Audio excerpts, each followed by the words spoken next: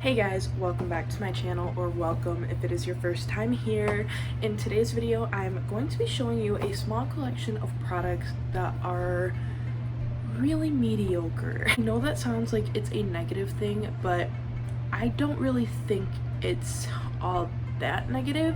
These are products in my collection that I don't dislike, but I don't love, and they aren't the most outstanding formula, but they aren't the worst. They're just like a very nice average middle ground product. And so I have a little collection here of things that I have pulled from my collection that I think fit that category. And if you want to see what I have picked for that category, then just keep on watching. So I'm going to go in the order that I would do my face. So the first thing is eyeshadow, and for this I picked the Urban Decay Naked Reloaded eyeshadow palette.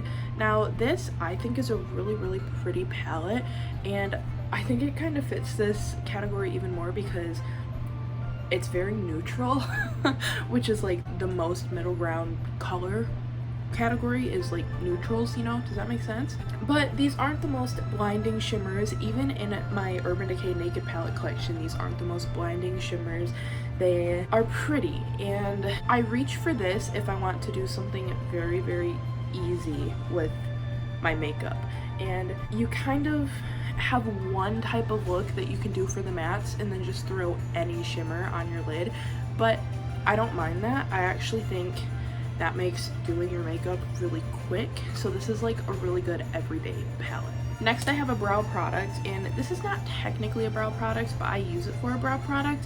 This is the Maybelline Great Lash Clear Mascara, and I bought this because people back in the day used to rave about this as an eyebrow gel, and I really wanted to try it, and it's pretty good. It lifts my eyebrows, it makes them look fluffy, but it gives them a little bit of a shine, which I don't really love, and it doesn't hold them up all day, but overall I think this is an okay eyebrow gel.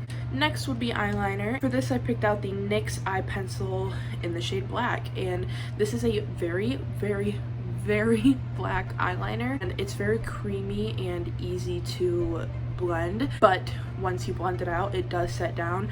But the thing is, this smudges pretty bad. I can't really wear this in my waterline because it will start bleeding out the corners of my eyes, but it does work really well for smudging. Then for mascara, I have pulled my Tarte Lights Camera Splashes mascara, and this is actually a waterproof mascara. It's the only waterproof mascara that I have in my collection. The wand is like the most average brush wand you could ever see on a mascara. The bristles are like the natural hair bristles. That isn't plastic, and typically I prefer the natural hair bristles on mascaras, but this doesn't really add any volume, it doesn't really add any length, it just kind of adds like darkness to your lashes, which is really nice, but it just doesn't do much. But I also don't find myself not wearing this mascara and dreading putting it on, so it's very middle ground for me. Now I have a primer, and this is the Benefit Porefessional Pore Primer, and I've talked about this a million times on my channel. I don't really believe in primers. There is one primer, like I guess I don't believe in pore filling primers. I feel like they don't really do a whole lot for me, and the only one that I've ever found that's like a smoothing primer is the Too Faced Primed and Peachy primer, and that one I feel actually does something for my makeup, and even that one isn't like a lot, but this one's just like a little bit less than that. So I do find that this makes my pores look smooth, and the initial application of foundation on top of this is really pretty, but it doesn't like keep my skin, especially like in this area, looking smooth all day long. It kind of wears off, but the initial application I do find that this works pretty well. For my foundation, I have the Revlon Photoready Candid Natural Finish Anti-Pollution Foundation, and this one for me is just so average in every way possible. It has a really nice medium coverage. It's a little bit dewy but not super dewy, and it wears really well throughout the day. And it's not my absolute favorite foundation in my collection, but it's not the worst foundation I've ever tried, so I find that it is really average. Then we have concealer, and this is the Burt's Bees concealer, and this one again is just super average. This one definitely is very light coverage, but it does give you some coverage, and it's not super matte, not super dewy, just very right in the middle average. I have a bronzer, and that is the Milani Soleil Baked Bronzer. This bronzer I actually really enjoy. This bronzer I enjoy a lot more in winter than summer, because with this bronzer you don't get a lot of color payoff. It is a baked formula, so I find that it is less pigmented than a non-baked formula, but I do think that this looks really pretty in winter when I'm a little bit more pale and it can show up a little bit more on my skin. But once I do build this up enough so that it shows up, I find that it gives a really nice, clearly not matte bronze, but it isn't overpoweringly shimmery either. And honestly, it doesn't even really look like a shimmery bronzer on the face, even though clearly you can tell that this is a shimmery bronzer in the pan. But I find that this just gives me a really nice average bronze. I have a cream blush to talk about, and this is the Ilia Color Haze Multi-Use Pigment in the shade Before Today. This is a really pretty mid-tone, almost cool leaning pink, but I find that it is pretty neutral in the color itself, but the formula on this is kind of what sold me to put it in this video. It is a very nice formula. I find that I don't dislike it, but I don't love it either. So it is really dewy when you put it on, but I find that if you set it down with powder, it loses that dewiness without losing so much of the color.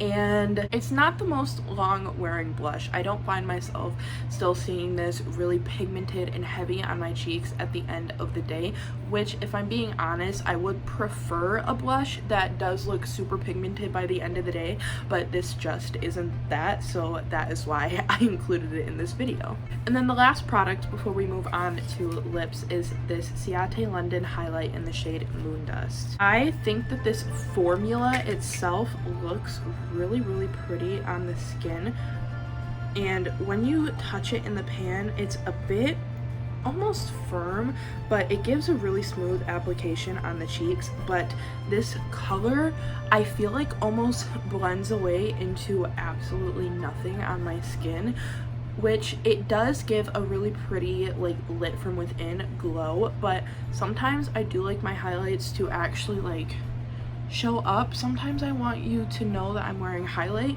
and this doesn't always give that effect. I also do think that it depends on the products that I have layered on underneath. If I use a cream blush that's a little bit stickier, like the Ilia blush, this one will show up more. But overall, this is just a very middle ground highlight. And now we're going to talk about the lip products. So I have two lipsticks here, and the first one is the NARS Satin lipstick in the shade Tolede. This is like one of those products that is included in every like value set ever, so I have now had 3 of these come into my life, and then I've decluttered 2 because I only need 1. This is a really pretty color, and the formula is really nice as well. It's nice and creamy, but I find that it isn't super long wearing, and I have some bullet lipsticks that wear a lot longer than this one, and I enjoy wearing this.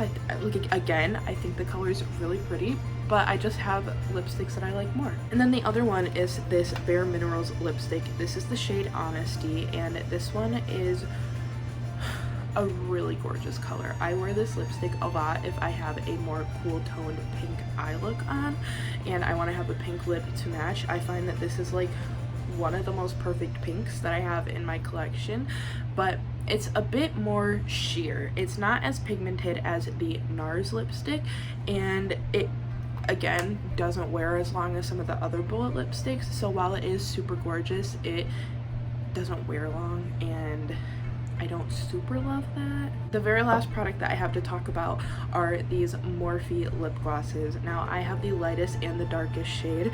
The darkest shade is called Trippy and the lightest one is called Froze.